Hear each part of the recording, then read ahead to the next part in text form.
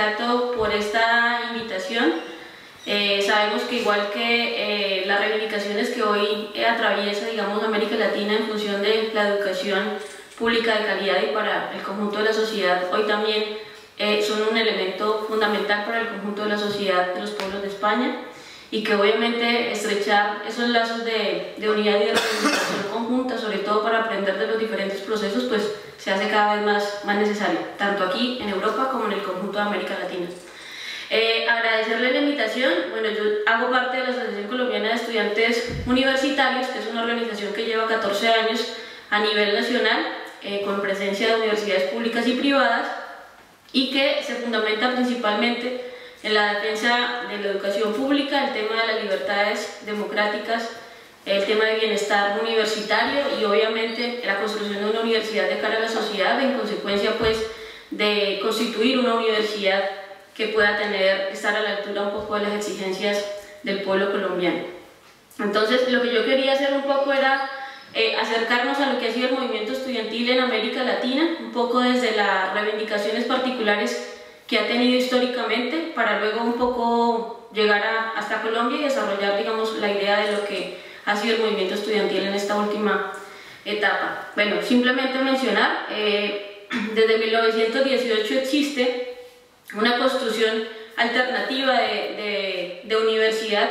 que se desarrolló principalmente de cara en la Universidad de Córdoba en Argentina, que se desarrolló principalmente o que se trazó principalmente bajo la consigna de la democracia y la educación, bajo la consigna de la autonomía universitaria, bajo la ampliación del bienestar estudiantil y la participación de lo que nosotros hemos denominado los cogobiernos estudiantiles, que se sustentan precisamente en esa reivindicación de la democracia. Y esa construcción de universidad que se da en 1918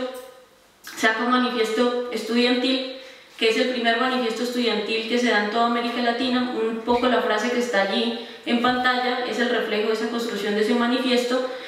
donde se habla un poco de romper las cadenas que ataban la construcción de universidad de cara a la sociedad, que venían desde lo que era la Iglesia Católica como, digamos, promotora del sistema educativo en América Latina, desde un punto de vista totalmente escolástico, trazado con una sustentación totalmente conservadora y que excluía un poco el conjunto de la sociedad. Es decir, la accesibilidad a la educación estaba un poco limitada por la accesibilidad económica de quienes tenían la posibilidad, pues obviamente, de estudiar. Entonces, en este momento se da la primera reivindicación de la construcción de esa universidad en América Latina. Esta es una universidad que para la época contaba más o menos con 1.700 estudiantes a nivel nacional, estoy hablando de la Universidad de Córdoba, y que en el desarrollo de su proceso de movilización, estamos hablando de 1918, logra tener una movilización social bastante contundente que sobrepasa las 10.000 personas en la época de la que estoy mencionando. Luego la construcción en América Latina de lo que es la universidad se atraviesa un poco por varios elementos. Lo primero de ello es qué carácter, cuál es la universidad que se necesita, para quién se educa, a quién se educa y para qué sociedad, que era un poco la sustentación de esa misma construcción de la universidad. Y en ese sentido, América Latina comienza a tener un desarrollo histórico del movimiento estudiantil que no se aísla del conjunto de las reivindicaciones sociales que en ese momento atraviesan cada uno de los países latinoamericanos. Estamos hablando que el contexto latinoamericano ha estado atravesado por unas reivindicaciones sociales de cara al tema de la exclusión social, que ha estado atravesado por el tema de la explotación, política, económica, etcétera, etcétera, pero que también ha estado atravesada por unos conflictos políticos que han conllevado a algunos conflictos armados en parte del continente. Estamos hablando incluso en la última década, finales de la década del siglo XX, pues el tema de las dictaduras militares en América Latina, del cual el movimiento estudiantil también hizo parte y fue una de las principales también víctimas, digamos, de los regímenes militaristas que se consolidaron allí. Simplemente lo menciono porque hay que caracterizar que el movimiento estudiantil en América Latina no simplemente ha estado atravesada por una reivindicación de cara a la construcción de universidad, sino que esa construcción de universidad tenía un elemento esencial, y es que la universidad debe responder como estamento académico y como fundamento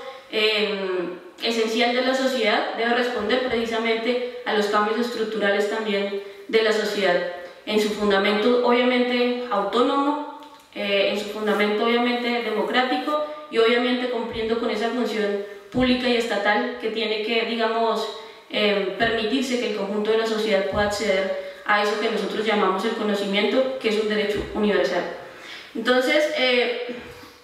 existe, por ejemplo, una organización que se llama Organización Continental Latinoamericana y Caribeña de Estudiantes, que es la OCLAE, que para América Latina y el Caribe agrupa las diferentes asociaciones, federaciones y expresiones del movimiento estudiantil latinoamericano, de las que hacen parte Brasil, de las que hacen parte la FUA de Argentina, de las que hacen parte la FEBU de Ecuador, de las que hacen parte la FEBU de Uruguay, de las que hace parte la CONFESH de Chile, ¿sí? México, bueno, Canadá, Estados Unidos, Cuba, Colombia, la organización que hace parte, digamos, de ese secretariado latinoamericano es la organización a la cual yo pertenezco, que es la Asociación Colombiana de Estudiantes Universitarios. Y lo menciono porque el otro interés que ha querido construir el movimiento estudiantil en América Latina es el de generar una unidad latinoamericana en función de la reivindicación de la educación como un derecho social, como un derecho obviamente político y como una esencia fundamental para esos mismos cambios en las transformaciones pues, de nuestro continente. Entonces, simplemente mencionarlo hasta allí. El otro elemento que quería mencionar es que, bueno, para el caso colombiano, para el caso latinoamericano en esta última etapa, nos hemos dado cuenta que han existido unas movilizaciones estudiantiles, el caso, digamos, de Chile, que ha estado rodeado un poco por la reivindicación en un primer momento de lo que se llamó los pingüinos, que no sé si ustedes lo conozcan un poco a fondo, si lo han escuchado mencionar, pero son las primeras movilizaciones estudiantiles que surgen desde los chicos de la secundaria, reivindicando el derecho a la educación y por una mejor calidad de la que ya se tiene, digamos, bueno, una mejor calidad que no se tiene, pero que se reivindica como también un principio esencial. Y para esta última etapa, procesos organizativos como en Chile, por ejemplo, del carácter universitario, procesos organizativos alrededor de la CONFESH y de la FESH también, que son la Federación de Estudiantes de Chile o de la Universidad de Chile, y la Confederación de Estudiantes de Chile, al igual que los estudiantes de México, al igual que los estudiantes, por ejemplo, en un sector muy amplio también en la Argentina, y bueno, también digamos en Puerto Rico. No sé si han visto por allí algunos videos incluso de este compañero de Calle 13 de René hablando sobre el derecho a la educación en Chile. Más allá del tema de la independencia, ha salido a hablar un poco frente al tema del derecho a la educación en Puerto Rico. Y también se le suma a este proceso de movilización el tema de Colombia, que en esta última etapa pues también jugó un papel fundamental, un papel que estuvo enmarcado por la puesta en marcha de una política de educación superior, de una reforma a la Ley Nacional de Educación, que es la Ley 30, y que es un proyecto que se sustenta principalmente en la agudización de las políticas neoliberales para nuestro país en términos de educación superior, incluso para educación básica y secundaria ya se vienen aplicando, pero para el tema de educación superior que se vienen profundizando, que es más o menos lo que tiene que ver con el Plan Boloña, que a nosotros ya no lo han aplicado desde los 90, pero que con esta política totalmente neoliberal se agudizaría cada vez más, digamos, el desarrollo y el derecho a la educación en nuestro país. Bueno, pero antes de mencionar un poco el tema de la educación en Colombia, yo quería mencionar algo que no puedo dejar de mencionar, y es que la universidad colombiana se ve atravesada por dos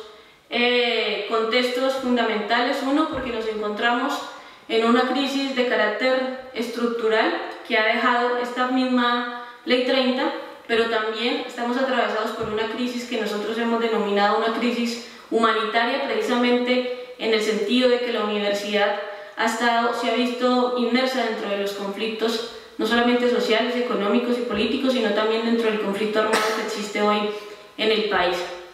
Y lo menciono en razón de que incluso para la época se está hablando que Colombia ha entrado en un proceso de diálogo de paz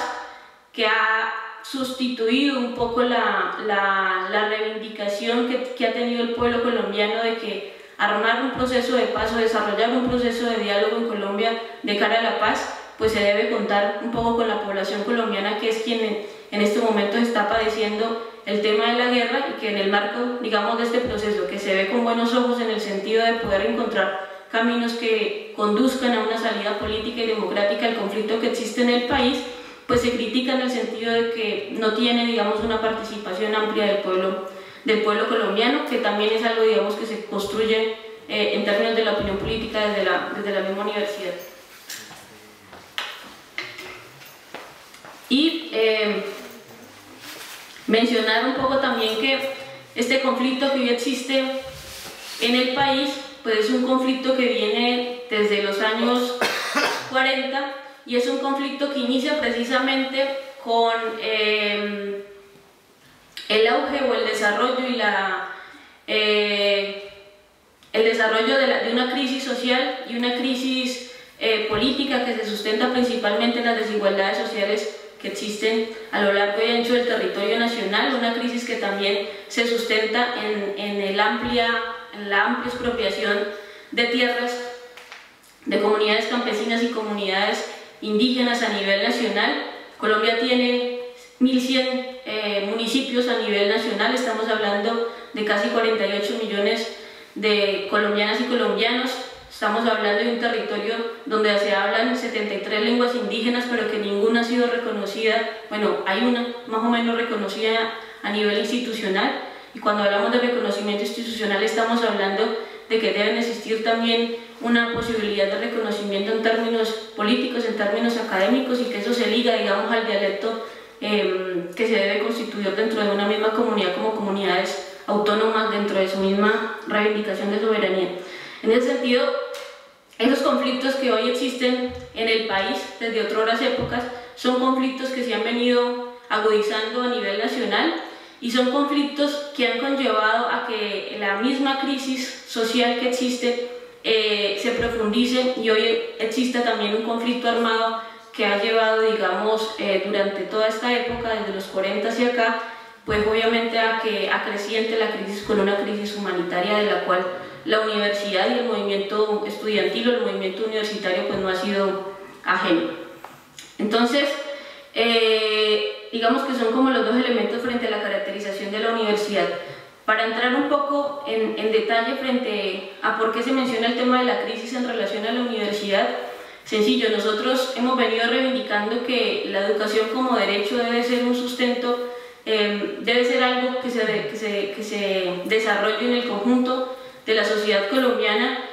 donde sea el establecimiento, donde sea el gobierno, donde sean los gobiernos quien puedan garantizar este derecho como un derecho, más no como un servicio al conjunto de la comunidad, al conjunto de los pueblos, en donde quiera que se encuentren esas comunidades. Y en ese sentido, en Colombia, a raíz de este mismo conflicto que existe, se ha privilegiado el financiamiento de la guerra y el financiamiento del conflicto armado, por así decirlo, en contraposición al financiamiento de la inversión social, al financiamiento de la educación, de la salud y de otros ámbitos, digamos, fundamentales de la sociedad. Estamos hablando, por ejemplo, de que es un país que, a pesar de que tiene una enorme riqueza natural, que tiene un territorio nacional supremamente,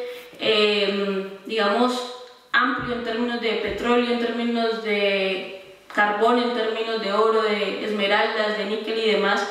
es una sociedad, es un país que además de ello también tiene amplia producción agrícola, pero que también en recursos naturales como los hídricos tiene una gran cantidad. Estamos hablando de que tenemos el páramo más grande del mundo, que ha sido intentado, digamos, de ser privatizado varias ocasiones, y que a pesar de esas riquezas que hay en el país, pues tenemos una población en unas condiciones totalmente, digamos, paupérrimas. Entonces, y esas condiciones de las que me estoy refiriendo, estoy hablando, por ejemplo, de que a pesar de tener toda esta riqueza natural y todos estos beneficios que la misma tierra puede producir para una población, tenemos una crisis alimentaria bastante amplia en el territorio nacional, y una crisis alimentaria que ha sido producto de la sustitución de la producción agrícola y alimentaria por la producción de combustible verde o por la producción de etanol que en este momento se está sacando, por ejemplo, para Estados Unidos y para Europa, producto de los tratados de libre comercio y demás. Estamos hablando, por ejemplo, de que esa misma sustitución de la producción alimentaria en parte del territorio nacional, estamos hablando de producción de palma africana, estamos hablando, por ejemplo, de que, no sé si todos lo conocemos acá, pero la yuca, que es, bueno, es una verdura que se come mucho en Colombia, o la caña de azúcar, está siendo transformada genéticamente para producir ese mismo etanol, y eso ha conllevado un poco a que las mismas comunidades tengan problemas vivan esa misma crisis alimentaria. Pero aparte de ello, estamos hablando de que ese territorio nacional que hoy está siendo utilizado para esa misma producción y explotación de recursos y explotación y producción de otros elementos que le generan riqueza a las transnacionales, a las multinacionales, Manuel País, han sido expropiadas, y han sido expropiadas precisamente por medio de una violencia política que también existe en el territorio nacional. Estamos hablando de más de 8 millones de hectáreas de tierra que han sido expropiadas en los últimos años, y esas tierras que se ubican en gran parte en el territorio nacional donde más existía producción agrícola y demás, hoy está siendo utilizada precisamente para esa producción de esos agrocombustibles que se han venido sustentando en el último periodo. Entonces, producto de ello ha quedado, por ejemplo, una población bastante amplia. Estamos hablando de que Colombia tiene 5 millones de desplazados internos, que son cifras que no las traigo yo sacadas de la manga, son cifras que corresponden al análisis de CODES, que es una organización que se dedica precisamente a hacer seguimiento al desplazamiento interno en Colombia, que Amnistía Internacional lo ha reconocido, como también ha reconocido que en estos 2 últimos años el desplazamiento interno ha subido en 2.600 más personas en el país. Si se sintetiza un poco en los 30.000 desaparecidos y desaparecidas políticas que hoy existen también a nivel nacional, estamos hablando, por ejemplo, de que esa misma crisis hoy desafortunadamente se sustenta también en el hecho de que tengamos las fosas comunes más grandes de América Latina, que incluso el mismo, ¿cómo se llama? Y es español.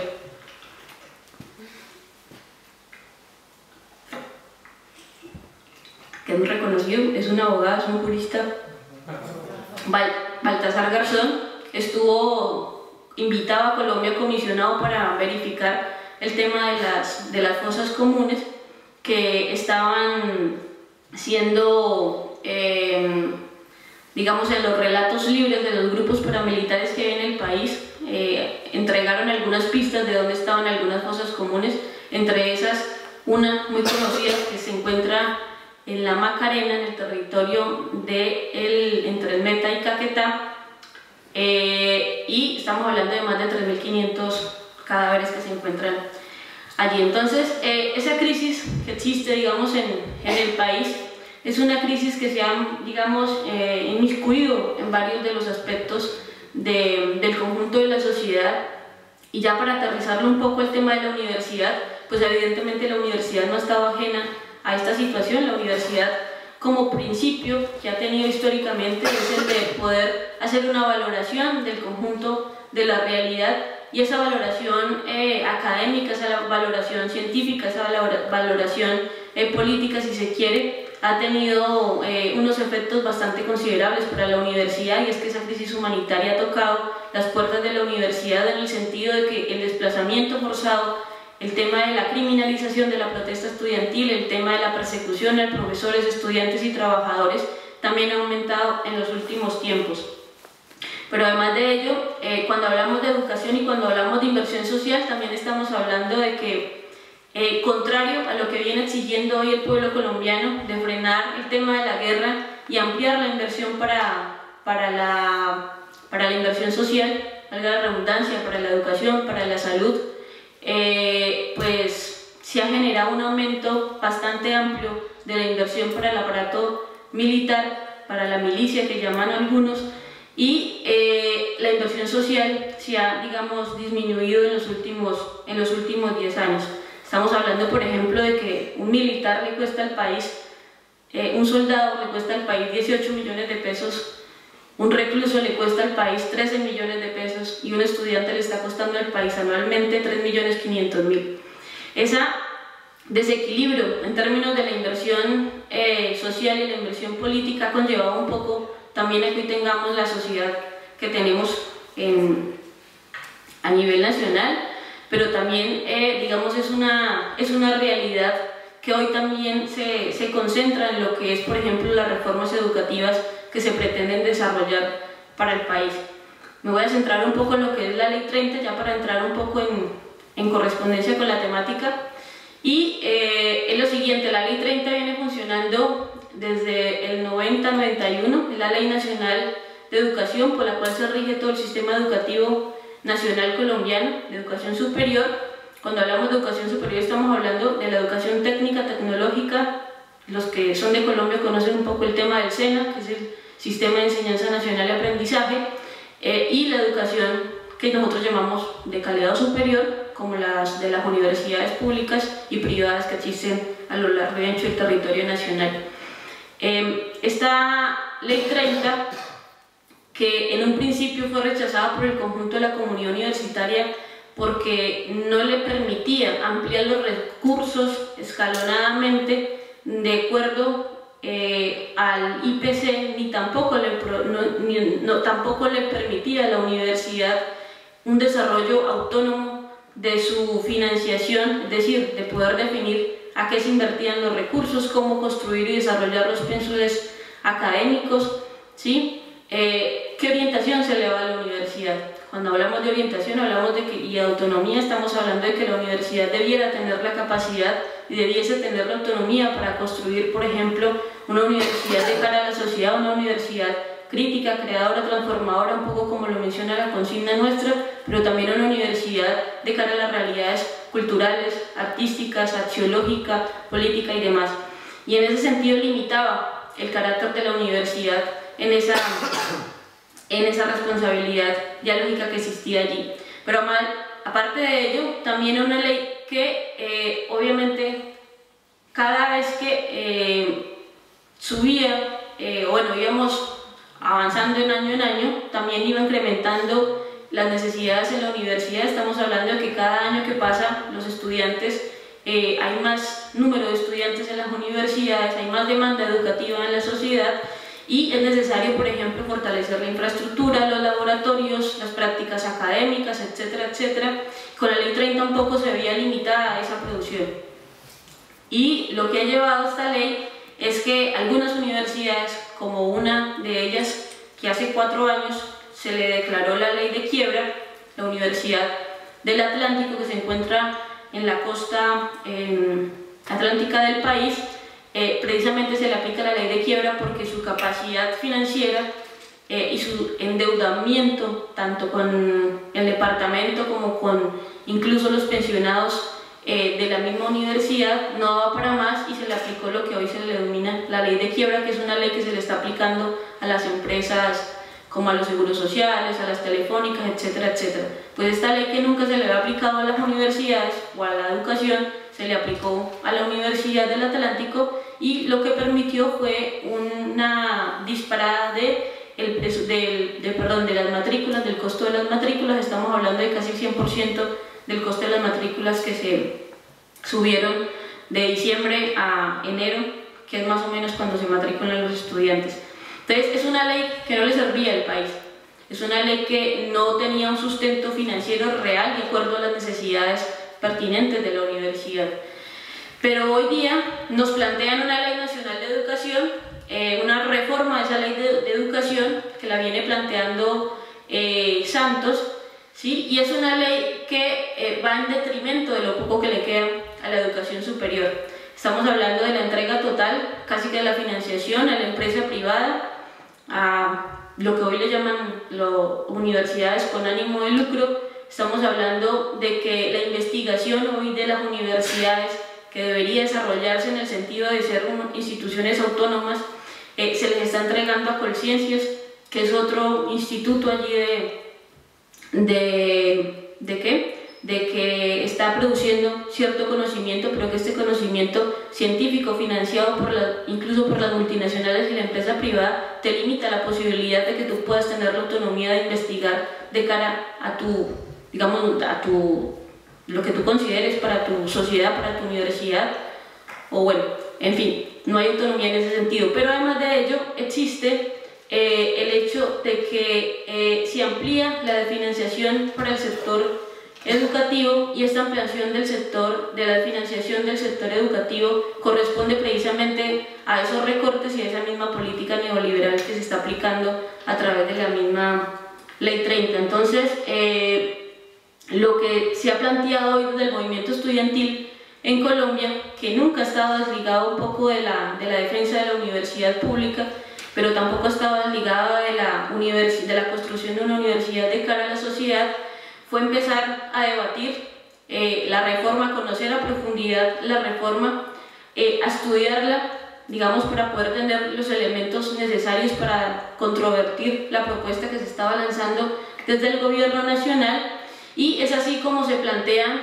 las asambleas de carácter nacional de estudiantes, o lo que en algún momento también se llamó las coordinadoras nacionales de estudiantes, que son las reuniones nacionales que se hacen con delegados y delegadas de cada una de las universidades. En este caso también se sumaron las universidades privadas, como estamos hablando de universidades privadas de élite como la de los Andes, bueno, otras ya más bajas como la Universidad Javeriana, la Universidad Autónoma, la Universidad Libre, la Universidad Santo Tomás, que son universidades que corresponden, digamos, a unos estratos más altos en términos de la accesibilidad económica de los jóvenes en el país. Entonces, también se sumaron a este proceso de movilización, también se sumaron a este proceso asambleario, que comenzó más o menos con unas delegaciones de 2000 estudiantes en la Asamblea Nacional, con delegados de todas las universidades del país, y se construye un espacio de coordinación muy grande, que ha tenido una gran receptividad en todo el país y que logró también tener una gran contundencia desde lo local hasta lo nacional, que es la Mesa Amplia Nacional de Estudiantes Universitarios, la MANE, del cual varios sectores académicos del país también y de América Latina han arrojado unas opiniones muy favorables por el papel que ha venido jugando en esta última etapa, por no solamente su creatividad para desarrollar las movilizaciones, no solamente por su, estudio de la reforma y por la empatía que ha tenido un poco con el conjunto de la población, sino también porque se ha dedicado a construir una reforma alternativa de educación superior. Entonces, cuando se le plantea al gobierno nacional que esa reforma no es adecuada para el conjunto de la universidad, que esa reforma no corresponde con una necesidad puntual para elevar el nivel de calidad de la educación y para sacar a la universidad, la educación superior, de la crisis en la que se encuentra, y que obviamente es una reforma que limita las posibilidades de construir una universidad con un pensamiento crítico, con un pensamiento que supere la producción simplemente de sujetos o de hombres y mujeres para la mano de obra barata, sino que la idea de que una universidad precisamente es que construya conocimiento y que supere un poco las realidades sociales en las cuales se encuentra. Pues sencillamente no hay una opinión favorable del gobierno nacional. Lo que dice en un primer momento es que los estudiantes no conocemos la reforma y que es necesario que la estudiemos. Saca una serie de propagandas, una serie, de intervenciones desde la ministra, el viceministro de Educación, rechazando las primeras movilizaciones estudiantiles, a las cuales dice: no voy a retirar la reforma que hoy cursa en el Senado. Bueno, la puso en el Congreso, pero no alcanzó a cursar la primera vez porque precisamente las movilizaciones arrojaron otros elementos. Cuando se plantea la necesidad de entrar en diálogo con el gobierno nacional, los voceros de la MANE hacen una interpretación un poco de lo que el conjunto de la sociedad en ese momento quería, y era evidentemente que se retirase la ley de educación superior. Se plantea al gobierno nacional 4 puntos más o menos. En ese momento, estamos hablando del mes de agosto, se les exigía uno retirar la ley del Congreso para que no entrara en debate ni en Cámara ni en Senado. Se les exigió la posibilidad de que se abriera un campo de interlocución para construir un camino hacia el diálogo, pero además para que se recogiera la opinión del conjunto del estudiantado y se sintetizara todos estos elementos en una ley alternativa que pudiésemos presentar a los estudiantes, la comunidad universitaria, y que fuera precisamente esa ley la que se discutiera en el Congreso Nacional. Aparte de ello, también se le pidió, por ejemplo, el incremento del presupuesto de la educación superior para este periodo, para no seguir ahondando un poco en la crisis económica que existía en las universidades, y además de ello se le pidió el retire de la fuerza pública de algunas universidades que en ese momento estaban tomadas por el Escuadrón Móvil Antidisturbios, y el cese de las violaciones de derechos humanos por parte de las mismas. Finalmente llegamos al acuerdo, en diálogo de que si el gobierno nacional retiraba la reforma que estaba cursando en ese momento, que se estaba presentando en ese momento a nivel nacional, pues el movimiento estudiantil bajaba la movilización y levantaba el paro nacional universitario, que ya había empezado a correr desde el mes de septiembre. Ya estoy hablando un poco de lo que fue el mes de agosto, septiembre, el mes de octubre. El gobierno nacional dice que no retira la ley, finalmente se da cuenta que las movilizaciones son contundentes a nivel nacional, que desde las 32 universidades públicas que existen en el país, 30 estaban en paro. Estamos hablando de 32 universidades públicas, una que es la Escuela Militar y otras, digamos, que se encuentran un poco alejadas del territorio, digamos, más capitalino como tal. Finalmente retiran esta reforma del debate público nacional. El movimiento estudiantil levanta el paro nacional universitario, continúa una movilización estudiantil de cara a los otros puntos que se les había planteado al gobierno nacional, pero finalmente nosotros levantamos el paro con un triunfo, que era precisamente bajar la reforma que en ese momento se estaba presentando por el gobierno nacional. Y eso simplemente es la explicación o el ejemplo de que la movilización estudiantil, la organización y la unidad del conjunto del estudiantado colombiano, ligado a los movimientos sociales, ligado, por ejemplo, a lo que nosotros llamamos en un primer momento las tripartitas o las triestamentales, que eran asambleas, profesores, trabajadores y estudiantes, y lo que posteriormente se sintetizó también en asambleas comunitarias o sociales con padres de familia los fines de semana y con miembros de la comunidad aledaña a las universidades, donde se encontraban cada una de las universidades, pues sirvió para fortalecer esa movilización, pero además para que por primera vez en la última etapa en Colombia se viera al estudiante universitario con respeto, se viera al estudiante universitario, digamos, con la altura de que puede construir alternativas académicas, que puede construir, digamos, pensamiento crítico, y que también, digamos, tiene esa capacidad política para pensarse no solamente en la sociedad, sino también en la construcción de un país. En esa medida es un triunfo del movimiento estudiantil lo que el año pasado se presentó en el territorio nacional, y esa receptividad con la que se recibió el movimiento estudiantil hoy sigue latente en el ejercicio, en el sentido de que hoy el ejercicio que está desarrollando esta Mesa Amplia Nacional Estudiantil es precisamente la construcción de esa ley alternativa que con mucha interés también se ha querido, digamos, ver desde las diferentes organizaciones sociales y políticas. El 17 de octubre se presentó el borrador de la ley alternativa de educación superior, que se construyó conjuntamente desde cada una de las universidades públicas y privadas, y este borrador, que se sustenta precisamente en la construcción de esa universidad autónoma, democrática, con un alto nivel en términos de la calidad académica, con un interés en que la financiación sea simplemente una financiación desde el establecimiento y no desde la empresa privada, o que corresponda al endeudamiento, o que no corresponda, por ejemplo, al endeudamiento del estudiante para poder garantizarse su derecho como tal. Se recogieron todas las valoraciones del conjunto de la sociedad por diversos foros y actividades. Se presentó ese borrador el día 17 y lo que hasta ahora se ha mencionado desde la institucionalidad es que, bueno, pues que muy bonita la reforma, que muy bueno el ejercicio que desarrolló el movimiento estudiantil, pero que desafortunadamente es una reforma que está viciada, es una propuesta que está viciada y que tiene otros intereses que no le corresponden a los intereses de la nación y que por tanto la reforma no va a ser acogida para debate en el plenaria de Cámara y Senado. Esa es la respuesta que ha dado el viceministro de Educación Nacional a la propuesta de borrador que ha presentado la Mesa Amplia Nacional. Lo que nosotros creemos es que para este periodo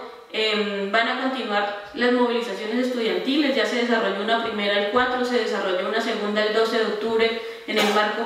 de los derechos pues, de las comunidades indígenas y nuestros pueblos originarios, por lo que significó pues, el 12 de octubre. El 17 nuevamente hubo la movilización que entregó el documento borrador y creemos que durante este periodo se van a seguir presentando movilizaciones escalonadas. Hay algunas universidades que ya han tenido algunos paros escalonados y se cuenta también, digamos, con una posibilidad, que es lo que un poco también preocupa, del fortalecimiento de la criminalización de la protesta social, con lo que hoy se ha llamado desde el Congreso el fuero militar, que es evitar que los militares hoy sean investigados por las cortes nuestras, por las cortes autónomas pues, del aparato militar, y que esas investigaciones de los crímenes que han venido cometiendo a nivel nacional, de las masacres que están ligadas también al acompañamiento de muchos paramilitares en varios territorios del país. Estamos hablando de que más de 1.700 militares, según la revista Semana, hace un año, no mentiras, el tiempo, hace un año se estaban investigando, estaban en proceso judicial más de 1.700 militares por 30.000 casos involucrados en falsos positivos y crímenes que nosotros le hemos llamado crímenes de Estado. En ese sentido, pues corre la posibilidad de que ese fuero militar del que se está hablando hoy, obviamente, profundice la impunidad frente a los crímenes que han cometido militares a nivel nacional, y obviamente una preocupación porque también ha habido un auge y un fortalecimiento de los grupos paramilitares en varios territorios del país, donde según organizaciones de derechos humanos se dice que 406 municipios hoy están siendo retomados por estos grupos, con 42 nuevos grupos paramilitares que se han venido fortaleciendo en todo el país. Y bueno, acabar diciendo que la construcción, digamos, de universidad no pasa sencillamente por pensarse la universidad como una institucionalidad, como un ente aislado de la sociedad, sino que evidentemente pasa por una reivindicación social, por un derecho universal, y que ese derecho universal que se reivindica desde la comunidad académica obviamente tiene que tener una responsabilidad ética con la sociedad en la que vivimos y en la cual se constituye cada una de esas instituciones.